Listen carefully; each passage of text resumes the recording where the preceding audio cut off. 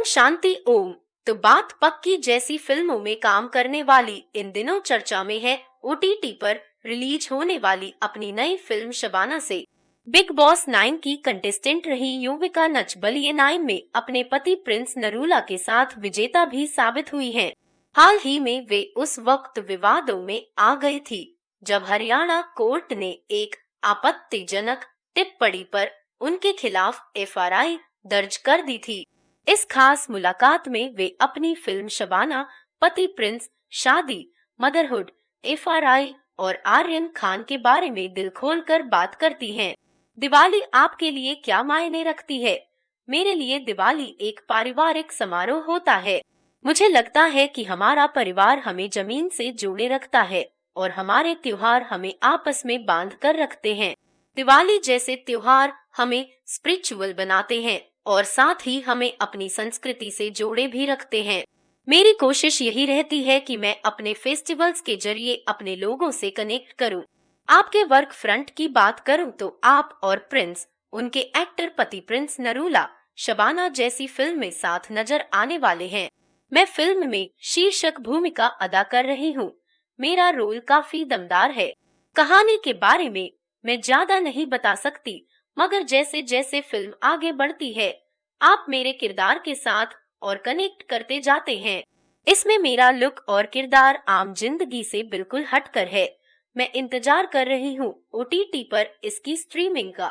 Prince के साथ set पर काम करने में बहुत मजा आया। मैं और प्रिंस एक दूसरे के साथ सेट पर काफी कंफर्टेबल थे। जहाँ हम गलत होते एक दूसरे को बताते थे। हमारे बीच कोई क्लैश नहीं हुआ। अच्छी ट्यूनिंग रही हमारी। हाल ही में करवा चौथ के मौके पर प्रिंस ने आपके लिए व्रत रखा। आमतौर पर तो पत्नियां व्रत रखती हैं, इस मौके पर पति के लिए। मुझे तो प्रिंस पर तरस आ रहा था।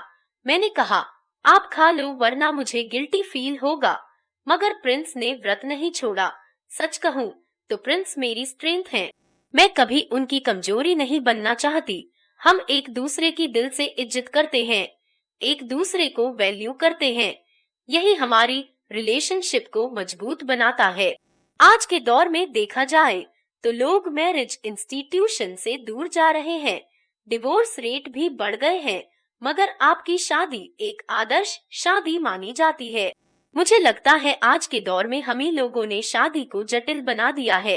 सीधी सी बात है, आप एक दूसरे को स्पेस दीजिए, वैल्यू कीजिए। दोनों में से अगर कोई भी शादी को हल्के में लेगा तो सही नहीं, वहाँ रिश्ता डूब जाता है। शादी के चार्म को बरकरार रखना जरूरी है। शादी ट्राई एंड एरर नहीं है। आप 10 शादी नहीं कर सकते और कर भी लो तो एक समय के बाद वो वैसी ही लगेगी। तो आपको अपने रिश्तों को संजोना आना चाहिए। साथ में मैं ये भी कहना चाहूंगी कि शादी को लेकर सभी की अलग अलग सिचुएशन होती है, सबकी अपनी जर्नी होती है। मगर मैं ये भी कहना चाहूंगी कि ये इंस्टीट्यूशन सदियों से चला आ रहा है, तो इसके पीछे कोई कारण होगा। मैं इसे बहुत खूबसूरत मानती हूँ। मेरे हिसाब से हर किसी को एक बार शादी करके जरूर देखना चाहिए, मगर उसके लिए मानसिक रूप से तैयार होना जरूरी है। शादी एक जिम्मेदारी भी है। आप उसे निभाने के लिए तैयार हैं, तभी इस क्षेत्र में प्रवेश करें। इसमें सिर्फ लड़की की जिम्मेदारी नहीं है, दोनों का जिम्मेदार होना जरूरी है। मदरहुड के बारे में क्या सोचती हैं? देखिए, शादी को लेकर भी मैंने कभी प्लानिंग नहीं की थी कि मैं ऐसे लड़के से करूंगी, मगर मेरी शादी हो गई। सब भगवान के हाथ में है। मैं जिंदगी को उसके प्रवाह की तरह लेती हूँ। जब मेरी जिंदगी में मदरहुड लिखा होगा, मैं दिल से उसका स्वागत करूंगी। मैं भगवान के आगे अपनी प्लानिंग करने में यकीन नहीं करती। मेरा मानना है भगवान की प्लानिंग सबसे ज्यादा ग्रेट होती है। न मैंने शादी डिसाइड की थी, न बच्चे। जब होना होगा हो जाएगा। हाल ही में हरियाणा कोर्ट में आपको एक कड़वे अनुभव से भी गुजरना पड़ा, जब आपत्तिजनक टिप्पणी पर आपके नाम पर एफआईआर दर्ज कर दी गई थी।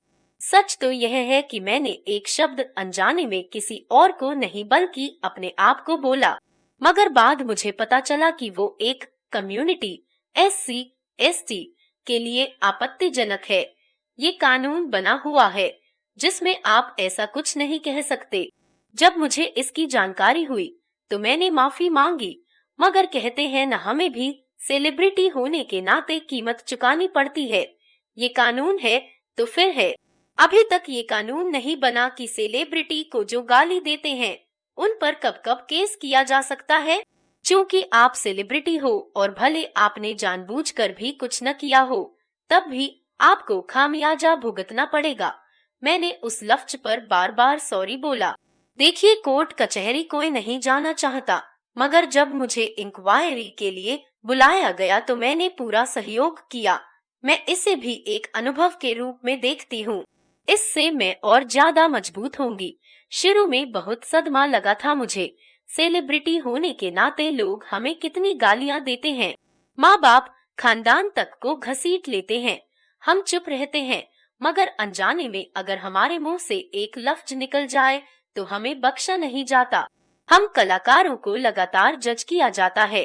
सुशांत सिंह राजपूत से लेकर आर्यन खान केस तक इंडस्ट्री लगातार विवादों में घिरी हुई है।